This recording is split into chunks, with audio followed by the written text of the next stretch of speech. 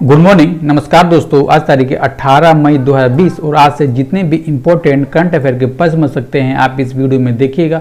और दोस्तों इस वीडियो को आप शुरू से लेकर लास्ट तक अवश्य देखिए, क्योंकि सारे के सारे प्रश्न बहुत ही इंपॉर्टेंट है हमारे परीक्षा दृष्टिकोण से। अगर आपको इस वीडियो का पीडीएफ चाहिए तो भी डाउनलोड कर सकते हैं हमारे टेलीग्राम चैनल से, जिसका लिंक इस वीडियो के डिस्क्रिप्शन में, वहां से जाकर हमारे टेलीग्राम चैनल को दोस्तों ज्वाइन कर लेना। दोस्तों अगर जो भी दोस्त इस चैनल पर नए हो तो दोस्तों चैनल को अभी सब्सक्राइब कीजिए, वीडियो को लाइक कीजिए, तथा आपसे रिक्वेस्ट है दोस्तों कि आपके जितने भी स्टडी रिलेटेड दोस्तों ग्रुप है वहां पर इस चैनल इस वीडियो को शेयर अवश्य कर देना। तो चलिए चालू करते हैं। Which country ban the burning of flags for protest, यानी कि किस देश ने विरोध के लिए झंडे को जलाने पर प्रतिबंध लगा दिया। किस देश ने लगाया दोस्तों? तो ये देश ऑप्शन नंबर डी में दिख रहा है आपको, जर्मनी। इसने प्रतिबंध लगा दिया। ठीक है, अब देखिए वहां की जो जर्मन संसद है दोस्तों, वहां पर इस बिल को पारित किया गया कि कोई भी अगर जर्मनी के अंदर में किसी भी वर्ल्ड के किसी भी देश का अगर वो झंडा अगर वो जलाता है दोस्तों अपना विरोध करने के लिए, तो उसको दोस्तों 3 साल तक की सजा भी हो सकती है और जुर्माना भी किया जा सकता है। ठीक है दोस्तों, अब देखिए वहां की जो संसद में पास हो, संसद का नाम क्या है? संसद का नाम है बुंडेस्टैग। क्या नाम है? बुंडेस्टैग संसद का नाम है दोस्तों, ये याद कीजिएगा क्योंकि परीक्षा दृष्टिकोण से बहुत ही इंपॉर्टेंट ये तथ्य बन जाता है। ठीक है, अब देखिए ये मामला है क्या कि क्यों इसको बैन करना पड़ा। इसलिए करना पड़ा दोस्तों क्योंकि जो जर्मनी की राजधानी दोस्तों बर्लिन, वहां की जो सड़कों पर वहां के लोगों द्वारा दोस्तों इजराइल और यूरोप का राष्ट्रीय जो झंडा है दोस्तों उसको जलाया गया था किसी कारणवश। तो इसी को देखते हुए दोस्तों ये रूल लेकर आया गया जर्मनी में। ठीक है, अब देखिए दोस्तों हम परीक्षा दृष्टिकोण जानेंगे जर्मनी के बारे में जो बहुत ही इंपॉर्टेंट है। ठीक है दोस्तों, अब देखिए क्या है, तो जर्मनी की राजधानी दोस्तों कहाँ है? Berlin.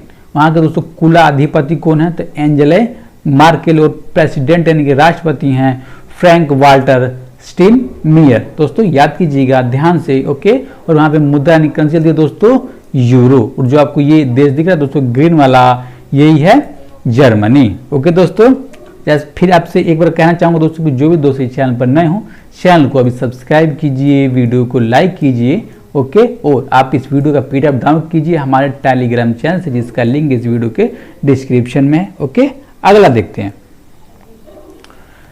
When was world telecom and information society day celebrated, यानी कि विश्व दूरसंचार और सूचना समाज दिवस कब मनाया गया दोस्तों? तो ये मनाया गया ऑप्शन नंबर डी, यानी कि कल, यानी कि 17 मई को इसको मनाया गया है। ठीक है, देखिए अब ये मनाया क्यों ज्यादा दोस्तों? ये मनाया इसलिए ज्यादा दोस्तों कि जो भी हमारा दूरसंचार और सूचना समाज है दोस्तों, इसके प्रति लोगों के बीच में जागरूकता पैदा करना, महत्व बताने के लिए इसको हर साल 17 मई को मनाया जाता है। ठीक है, आमतौर पर जानते हैं कि बहुत ही तकनीक का उपयोग करके, इंटरनेट का दोस्तों उपयोग करके हम वर्ल्ड में कहीं भी कोई व्यक्ति रहता है उससे आसानी से हम जुड़ सकते हैं, अपनी बातचीत कर सकते हैं। तो इसी दोस्तों यही महत्व को बताने के लिए इसके डे के रूप में इसको 17 मई को मनाया जाता है। अब याद कीजिए दोस्तों पेपर में पूछा जाएगा कि विश्व दूरसंचार और सूचना समाज दिवस 2020 का थीम क्या है दोस्तों, यानी कि विषय क्या है अब की बार का? तो अब की बार का विषय दोस्तों connect 2030 ICTS for the sustainable development goals. एक बार और सुनिए, connect 2030 ICTS for the sustainable development goals, यानी कि दोस्तों शॉर्ट में लिखा मिलेगा आपको SDG और छोटे वाला S आपको मिलेगा, ये आपका फुल फॉर्म है। ओके, नेक्स्ट क्वेश्चन देखते हैं। कोरोना वायरस कोविड-19 राहत उपायों के लिए राष्ट्रपति कोविंद ने अपने वेतन का कितना प्रतिशत देने का फैसला किया है दोस्तों? तो कितना प्रतिशत देने का फैसला किया है? तो 30% राष्ट्रपति रामनाथ कोविंद ने देने का फैसला किया है अपनी सैलरी का। ठीक है दोस्तों, अब देखिए इन्होंने ऐसा निर्णय क्यों लिया और देंगे कहाँ दोस्तों? निर्णय इसलिए लिया दोस्तों कि हम जा रहे हैं कि देश में कोरोना वायरस की महामारी के कारण जो हमारी अर्थव्यवस्था है बहुत ज़्यादा खराब हो गई है, हमारे पैसे बचाने की जरूरत है दोस्तों। तो इसी को देखते हुए इन्होंने अपनी जो 30% सैलरी होगी उसको गरीबों की देखरेख के लिए, अपने देश की अर्थव्यवस्था में सहयोग करने के लिए ये कदम उठा है दोस्तों। कुछ दिन पहले ही इन्होंने पीएम केयर जो बना हुआ दोस्तों, पीएम केयर्स में भी इन्होंने कुछ दिन पहले ही अपना पैसे कुछ दान किए थे, यानी कि 1 महीने की सैलरी इन्होंने अपनी दान की थी उसके अंतर्गत में। ओके, नेक्स्ट देखते हैं दोस्तों, who was appointment director general of national real estate government council, यानी कि राष्ट्रीय रियल एस्टेट विकास परिषद का महानिदेशक किसे नियुक्त किया गया? दोस्तों ऑप्शन नंबर, यानी कि राजेश गोयल जी को राष्ट्रीय रियल एस्टेट विकास परिषद का महानिदेशक नियुक्त किया गया। महानिदेशक का मतलब क्या होता है दोस्तों? मतलब होता है डीजी मतलब कि डायरेक्टर जनरल, इनको नियुक्त किया गया। ठीक है, अब देखिए इससे पहले यहाँ कहाँ पर कार्यरत थे दोस्तों? काम कार्यरत थे हिंदुस्तान प्रीफेक्ट लिमिटेड के दोस्तों ये अध्यक्ष यानी कि प्रेसिडेंट थे। इससे पहले कब से? तो 2019 से ये कार्यरत थे। और दोस्तों इनको लगभग 37 ईयर का दोस्तों इनको एक्सपीरियंस है। कहां पर का? तो आवास और शहरी मामलों के मंत्रालय में दोस्तों ये कार्यरत थे, इसलिए इनको 37 सालों का इस मंत्रालय का दोस्तों इनको अनुभव है। ठीक है, अब देखते हैं दोस्तों अगला प्रश्न,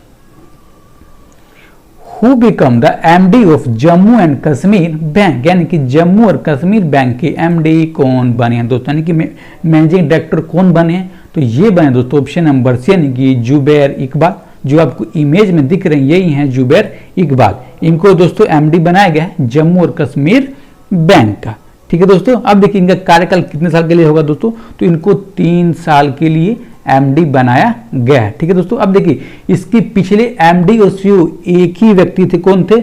आर के चिब्बर। कौन थे? आर के चिब्बर थे इसके जम्मू और कश्मीर बैंक के एमडी और सीईओ। लेकिन अब देखिए एमडी तो ये बन गए, तो केवल सीईओ दोस्तों यही रहेंगे अब आर के चिब्बर जी। दोस्तों ये भी याद कीजिएगा, बहुत ही इंपॉर्टेंट तथ्य है। ठीक है, अब देखिए इनकी नियुक्ति किसने की दोस्तों? तो इनकी नियुक्ति की आरबीआई यानी कि रिजर्व बैंक ऑफ इंडिया ने इनकी नियुक्ति करी है। और आप तौर पर जानते हैं दोस्तों कि पेपर में बैंकों के एमडी सीईओ कितने अधिक पूछे जाते हैं, नियुक्ति से जुड़े कितने प्रश्न पूछे जाते हैं, इसलिए आप ध्यान से याद कीजिएगा। ठीक है, अब देखिए दोस्तों हम तथ्य जानेंगे जम्मू और कश्मीर बैंक के बारे में, बहुत ही इंपॉर्टेंट जो परीक्षा में पूछे जाते हैं। ओके, क्या पूछा जाता है दोस्तों? तो जम्मू और कश्मीर बैंक की दोस्तों स्थापना कब हुई थी, इसकी फाउंडेड कब था? तो 1 अक्टूबर 1938 को।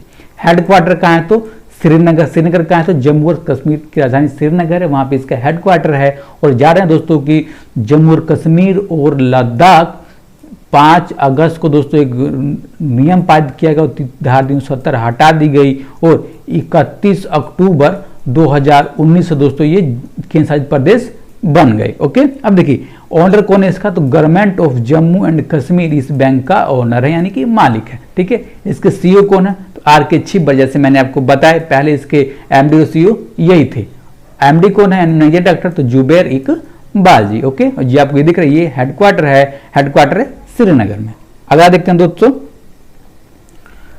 who developed online dashboard national migration information system to track the movement migrants, यानी कि प्रवासियों की गतिविधियों पर नजर रखने के लिए ऑनलाइन डैशबोर्ड राष्ट्रीय प्रवासी सूचना प्रणाली किसने विकसित किया, किसने बनाया दोस्तों? तो ये बना ऑप्शन नंबर, यानी कि राष्ट्रीय आपदा प्रबंधन प्राधिकरण ने राष्ट्रीय प्रवासी सूचना प्रणाली को बनाया दोस्तों। अब देखिए इसके माध्यम से किया क्या जाएगा दोस्तों? तो इसके माध्यम से जो भी दोस्तों माइग्रेंट लेबर यानी जो भी प्रवासी लेबर दोस्तों किसी अलग राज्य से आ रहे हैं, किसी अलग देश से आ रहे हैं दोस्तों, तो उनकी पूरी की पूरी जानकारी रखी जाएगी इस सूचना प्रणाली के माध्यम से। और जिस राज्य में दोस्तों जा रहे हैं वहां पर उनको मजदूरी यानी कि उनको दोस्तों काम दिया जाएगा, इसलिए ये सूचना प्रणाली को विकसित किया गया राष्ट्रीय आपदा प्रबंधन प्राधिकरण के द्वारा। ओके दोस्तों, और हम जान रहे हैं कि जो ये डाटा उपलब्ध कराया जाएगा ये राज्य सरकार से दोस्तों मांगा जाएगा और केंद्र सरकार इस पर काम करेगी। और कुछ राज्य सरकार तो बहुत पहले से ही इस विषय में काम करती आ रही है। ओके दोस्तों, अगला देखते हैं, who launch mission grand care, यानी कि मिशन ग्रैंड केयर को किसने लॉन्च किया दोस्तों? इसको लॉन्च किया ऑप्शन नंबर से, यानी कि केरल राज्य सरकार ने मिशन ग्रैंड केयर को लॉन्च किया। ठीक है दोस्तों, अब ये है क्या? ये है दोस्तों कि इसके माध्यम से राज्य के जितने भी दोस्तों बुजुर्ग होंगे उनको दोस्तों इसके प्रति देखभाल किया जाएगा, भले चाहे वो किसी अलग राज्य से आ रहे हो या किसी अलग देश से आ रहे हो बुजुर्ग, उन सबको इसके अंतर्गत में रखा गया है दोस्तों। किसके सहयोग से? तो कुदम्ब श्री मिशन के सहयोग से, कौन से कुदम्ब श्री मिशन के सहयोग से दोस्तों ये काम किया जाएगा। क्योंकि दोस्तों जो कुदम्ब श्री मिशन दोस्तों ये बहुत पहले से ही जो भी हमारे बूढ़े हमारे ग्रैंड व्यक्ति हैं उनको देखभाल करते आ रहा है और इसके मार्गदर्शन में ही केरल सरकार ने इसको लॉन्च किया है दोस्तों। ठीक है, next question, the government allowance an allocation of how much extra for the rural employment guarantee scheme, यानी कि सरकार ने ग्रामीण रोजगार गारंटी योजना के लिए अतिरिक्त कितने रुपए के आवंटन की घोषणा की है दोस्तों। घोषणा की है 40,000 करोड़ रुपए की अतिरिक्त रुपयों की घोषणा की है केंद्र सरकार ने। केंद्र सरकार की तरफ से किसने घोषणा की दोस्तों, तो घोषणा की हमारे पहले टर्म के वित्त मंत्री हैं निर्मला सीतारमण जी ने, उन्होंने इसकी घोषणा की है। ठीक है, अब देखिए ये घोषणा करने की जरूरत क्यों पड़ी दोस्तों, जरूरत इसलिए पड़ी कि जो भी हमारे प्रवासी मजदूर हैं दोस्तों वो किसी अलग राज्य से किसी अलग देश से राज्य में जा रहे हैं तो वहाँ पे दोस्तों बोझ पड़ रहा है वहाँ पे काम करने के लिए। दोस्तों वहाँ पे उनको काम देने की जरूरत है क्योंकि हमारी अर्थव्यवस्था ठीक चलेगी। तो इसी कारण को देखते हुए दोस्तों ये रुपए 40,000 करोड़ रुपए अधिक जारी किए गए उनको काम देने के लिए। किसके तहत, तो मनरेगा के तहत। मनरेगा क्या दोस्तों, तो महात्मा गांधी रोजगार गारंटी योजना के तहत ये घोषणा की गई है। ठीक है, अब देखिए एक दिन अगर कोई व्यक्ति काम करता है तो कितने रुपए दोस्तों उसको दिए जाते हैं, तो 202 रुपए दोस्तों उसको दिया जाता है मनरेगा के तहत काम करने वालों के लिए। ठीक है, और गांव में दोस्तों बहुत जोर शोर से काम चल रहा है। ठीक है, देखिए पहले इसके दोस्तों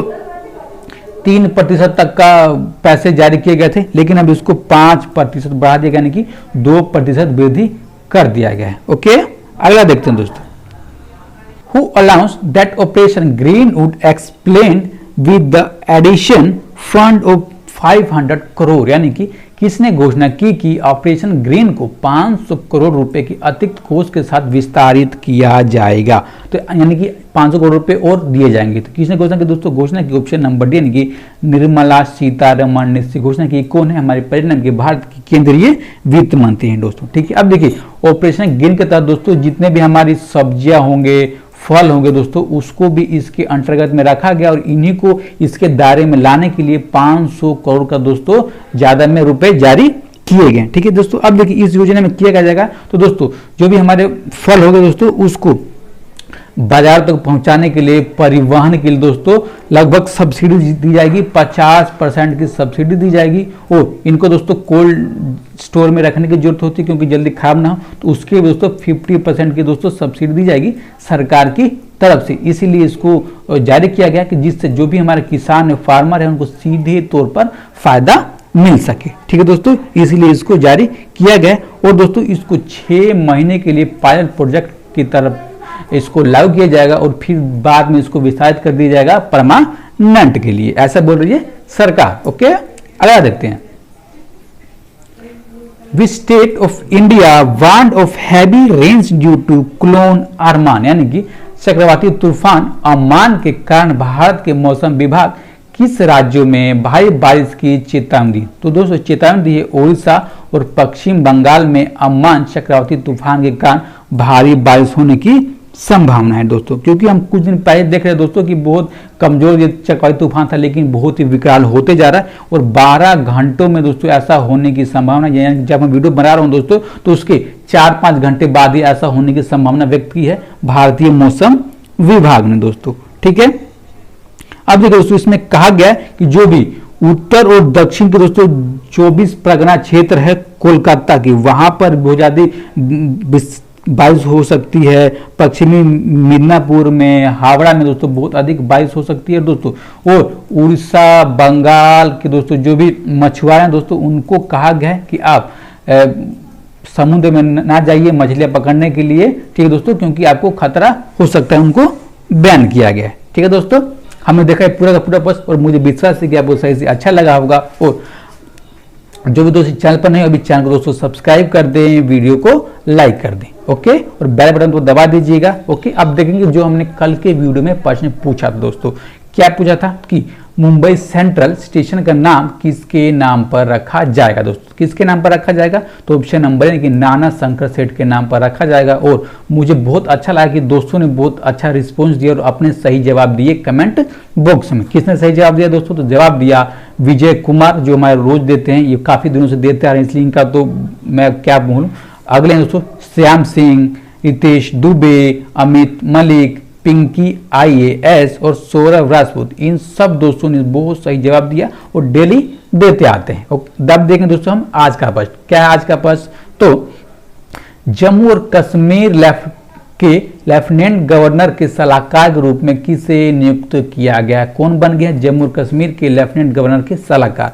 इसका जवाब देना है कमेंट बॉक्स में, जैसे आप रोज देते आ रहे हो। और दोस्तों आपसे आज रिक्वेस्ट है कि आपको वीडियो कैसी लगती है, अपनी राय प्लीज कमेंट बॉक्स में अवश्य दीजिएगा, ठीक है। आपकी राय के लिए मैं बहुत आज बैठा हूं कि आप बताइए कैसा आपको लगता है, क्या इसमें चेंजिंग किया जाए और क्या और अलग से लेकर आया जाए, ठीक है दोस्तों।